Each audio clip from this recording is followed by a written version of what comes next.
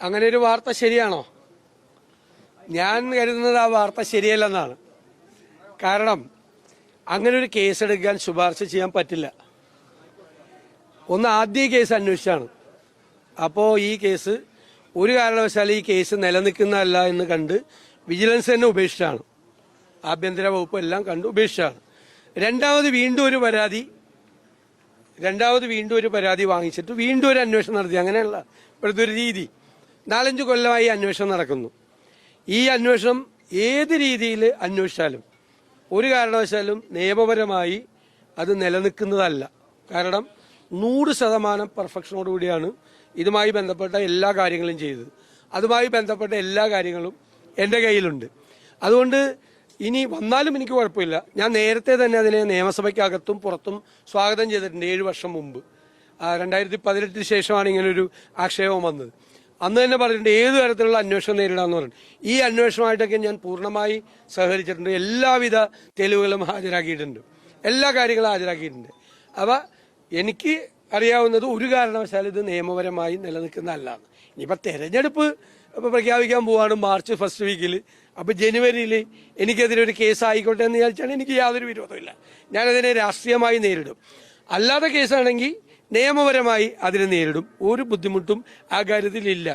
പിന്നെ പണ്ട് ഉമ്മൻചാണ്ടി സാറിനെതിരായിട്ടും രമേശ് ചെന്നിത്തലയ്ക്കെതിരായിട്ടും ഒക്കെ ഇതുപോലത്തെ CBI കേസ് കൊണ്ടുവന്നാണ്, CBI ശുപാർശ ചെയ്ത്. അതുപോലെ കൊണ്ടുവരാൻ വരുവാണെങ്കിൽ ഞാൻ അതിനെ അങ്ങനെ നേരിടും. ഇത് ഒരു കാരണവശാലും നിലനിൽക്കുന്ന ഒരു കേസല്ല.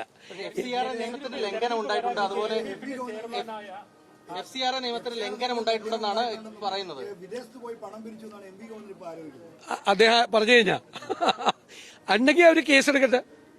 അങ്ങനെ കേസെടുക്കട്ടെ, അല്ലെങ്കിൽ CBIക്ക് വിടട്ടെ. അതിനേക്കാളും വലിയ ഏജൻസി ഇന്ത്യയിലില്ലല്ലോ. CBIക്ക് വിടട്ടെ. MV ഗോവിന്ദൻ അങ്ങനെ കണ്ടെത്തിയിട്ടുണ്ടെങ്കിൽ MV ഗോവിന്ദൻ പാർട്ടി ഗവൺമെന്റിനോട് ശുപാർശ ചെയ്തിട്ട് എനിക്കെതിരായിട്ട് അത് CBIക്ക് വിടട്ടെ. ഞാൻ വിദേശത്ത് പോയി പണം പിരിച്ചിട്ടുണ്ടെന്ന് MV ഗോവിന്ദനാണ് കണ്ടെത്തി, വിജിലൻസ് അല്ല. MV ഗോവിന്ദൻ കണ്ടെത്തിയിട്ടുണ്ടെങ്കിൽ പോകട്ടെ.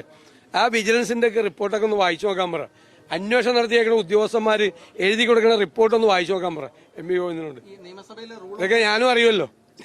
നിയമസഭയിലെ റൂൾ ഓഫ് പ്രൊസീജിയറിലെ 2ന്റെ ലംഘനമാണ്. അപ്പോൾ നിയമസഭാ സാമാജിക എന്ന രീതിയിൽ സ്പീക്കർ നടപടി സ്വീകരിക്കണം എന്നൊരു ശുപാർശ കൂടി ഉണ്ട് എന്നാണ് മനസ്സിലാക്കുന്നത്. അല്ല, അതൊക്കെ ഇത് 1 കൊല്ലം മുമ്പുള്ളതല്ലേ. എന്നിട്ട് എന്തേ സ്പീക്കർ നടപടി സ്വീകരിക്കായിരുന്നത്? സ്പീക്കർ എന്ത് നടപടിയാണ് ഈ കാര്യത്തിൽ സ്വീകരിച്ചതെന്നൊന്ന് അന്വേഷിച്ച് നോക്ക്. ഇലക്ഷനായില്ലേ? അതൊക്കെ കഴിഞ്ഞിട്ട് ഒരുപാട് നടപടിക്രമങ്ങൾ ആ കേസിൽ നടന്നിട്ടുണ്ട്. ഞാൻ പറയില്ലേ, ഒരു പ്രാവശ്യം ഇത് വളരെ വിശദമായി അന്വേഷിച്ചു.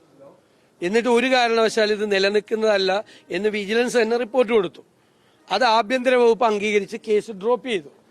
രണ്ടാമത് വീണ്ടും ഒരു പരാതി, അങ്ങനെയാണല്ലോ, പരാതി എഴുതി മേടിച്ചിട്ടാണല്ലോ. പിന്നീട് വീണ്ടും പരാതി എഴുതി മേടിച്ചിട്ട് വീണ്ടും ഒരു അന്വേഷണം നടത്തി. ആ അന്വേഷണത്തിന്റെ ഒരു ഭാഗത്തുള്ളൊരു കാര്യമാണ് ഈ പറയുന്നത്. ഇനി വേറെ ഏതെങ്കിലും അല്ല, ഇനി വേറെ ഒരു ഫൈൻഡിങ്, നമ്മൾ ആരും അറിയാത്തൊരു ഫൈൻഡിങ്, ഭയങ്കര കുഴപ്പം പിടിച്ച എന്തെങ്കിലും ഫൈൻഡിങ് ഉണ്ടെങ്കിൽ MV ഗോവിന്ദൻ പറഞ്ഞവരെ CBIക്ക് വിടട്ടെ. CBI അന്വേഷിക്കട്ടെ. ഞാൻ FCRI വകുപ്പിന്റെ ലംഘനം നടത്തിയിട്ടുണ്ടെന്ന് ഒന്ന് പറഞ്ഞേക്ക്. ഞാൻ പേടിച്ചു പോയെന്ന് പറഞ്ഞേ. ഇത് കേട്ടിട്ടേ ഞാൻ പേടിച്ചു പോയെന്നും കൂടി ഒന്ന് പറഞ്ഞേക്ക്.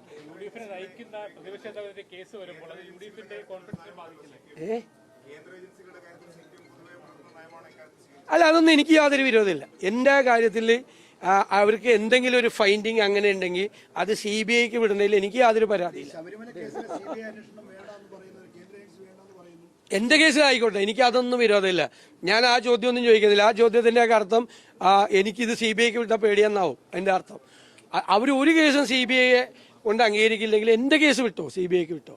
ഉമ്മൻചാണ്ടിയുടെ സാറിന്റെ കേസ് വിട്ടതല്ലേ, അതുപോലെ എന്റെ കേസ് വിട്ടോ. എനിക്കൊരു വിരോധമില്ല, ഞാൻ റെഡിയാണ്. അതാണ് ഞാൻ ഇതിന്റെ ഒരു ടൈമിംഗ് നോക്കണം. ഈ വാർത്ത കൊടുത്തവരോടാണ് ഞാൻ പറഞ്ഞത്. ഈ വാർത്ത ഈ ചാനലുകൾക്ക് എത്തിച്ചവരോട്, കൊടുത്ത ചാനലുകളോടല്ല. അവർക്ക് വാർത്ത കിട്ടിയാൽ കൊടുക്കാതിരിക്കാൻ പറ്റുമോ? പ്രത്യേകിച്ച് പ്രതിപക്ഷ നേതാവിനെതിരെ CBI അന്വേഷണം എന്ന് പറഞ്ഞാൽ ഭയങ്കര വാർത്തയല്ലേ. അത് കൊടുത്തവരോടൊന്ന് പറഞ്ഞാൽ മതി ഞാൻ പേടിച്ചു പോയെന്ന്, ഭയങ്കരമായിട്ട് പേടിച്ചിരിക്കാന്ന് പറഞ്ഞാൽ മതി. ഞാൻ പറഞ്ഞത്, നിങ്ങൾക്ക് അങ്ങനത്തെ ഒരു ഫൈൻഡിങ് നിങ്ങളുടെ കയ്യിൽ വിജിലൻസിന്റെ ഉണ്ടെങ്കിൽ എനിക്ക് ഒരു വിരോധമില്ലായിരുന്നു. CBIക്ക് വിട്ടേക്ക്, അപ്പം തന്നെ വിട്ടേക്ക്. CBI അന്വേഷിച്ചോട്ടെ, ഒരു കുഴപ്പമില്ല, റെഡിയാണ്.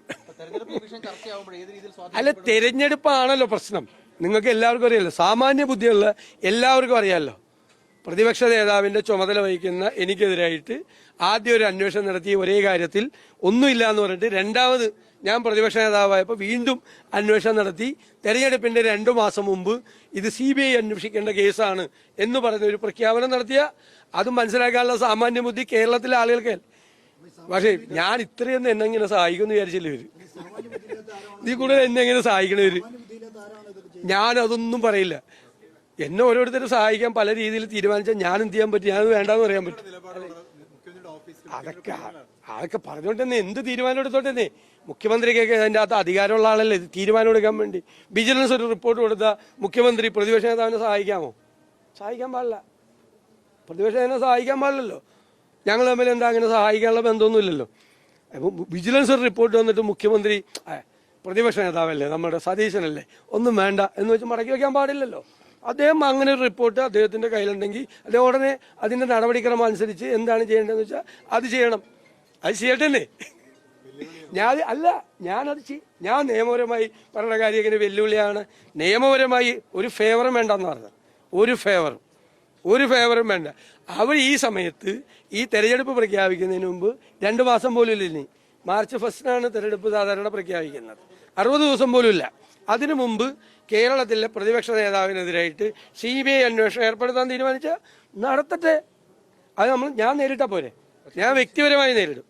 വ്യക്തിപരമായി ഏത് അതൊക്കെ ഞാൻ പറഞ്ഞോളാം. വരട്ടെ.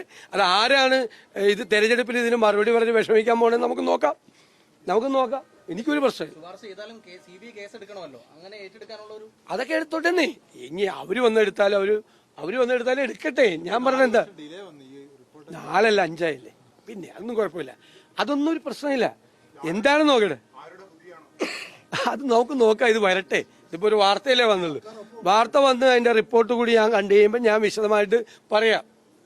നിങ്ങളൊന്ന് അന്വേഷിച്ച് നോക്ക്. വേറെ കുറേ റിപ്പോർട്ടുകളുണ്ട് ഇതുമായി ബന്ധപ്പെട്ട് അന്വേഷണം നടത്തിയിരിക്കുന്ന ഉദ്യോഗസ്ഥന്മാർ കൊടുത്തിരിക്കുന്ന ചില റിപ്പോർട്ടുകളൊക്കെ ഉണ്ട്.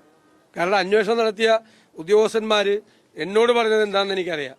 എല്ലാ എവിഡൻസും എല്ലാ സാധനങ്ങളും അവർക്ക് കൊടുത്തപ്പോൾ അവരെന്നോട്, ഞാനത് പറയണത് ശരിയല്ല, അവരെന്നോട് പറഞ്ഞിട്ട് എന്താണ് എന്നോട് പറഞ്ഞിട്ട് പോയത് എന്താണെന്ന് എനിക്ക് കൃത്യമായിട്ട് അറിയാം. ഞാനത് അഭിമാനത്തോടു കൂടിയാണ് അവരുടെ വാക്കുകൾ എൻ്റെ ഹൃദയത്തിൽ ഞാൻ സൂക്ഷിച്ചിട്ടുള്ളത്. അവരുടെ പേരോ അവരെന്താ പറഞ്ഞതെന്ന് ഞാൻ പറയില്ല. പക്ഷെ അന്വേഷണത്തിന്റെ മുഴുവൻ കാര്യങ്ങൾ പൂർത്തിയാക്കി എന്നോട് അന്വേഷണ ഉദ്യോഗസ്ഥന്മാർ എന്താണ് പറഞ്ഞതെന്ന് എനിക്കറിയാം. മനസ്സിലായില്ല? അല്ലെ ഞാൻ ഇത്രയും ധൈര്യമായിട്ടേക്ക് ഞാനൊന്നും പറയുന്നില്ലെന്നേ. ഇത് ഞാൻ എന്ത് കാര്യത്തോട് കമ്പയർ ചെയ്താലും ഞാൻ ഉമ്മൻചാണ്ടി സാറിന്റെ കാര്യം പറഞ്ഞു. കാരണം അത് ഇതുപോലെ അദ്ദേഹത്തെ വേട്ടയാടാൻ വേണ്ടി നടത്തിയ ഒരു ശ്രമമാണ്. അത് മാത്രമേ ഞാൻ പറഞ്ഞിട്ടില്ല.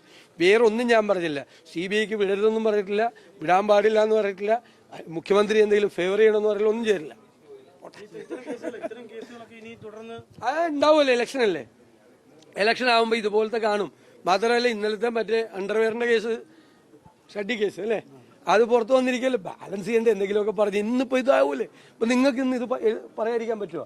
ആദ്യത്തെ വാർത്തയായിട്ട് കൊടുക്കണ്ടേ, ലീഡായിട്ട് കൊടുക്കാതിരിക്കാൻ പറ്റുമോ നിങ്ങൾക്ക് ആർക്കെങ്കിലും? നാളത്തെ പത്രങ്ങളിൽ അതല്ലേ കൊടുക്കാൻ പറ്റുള്ളൂ.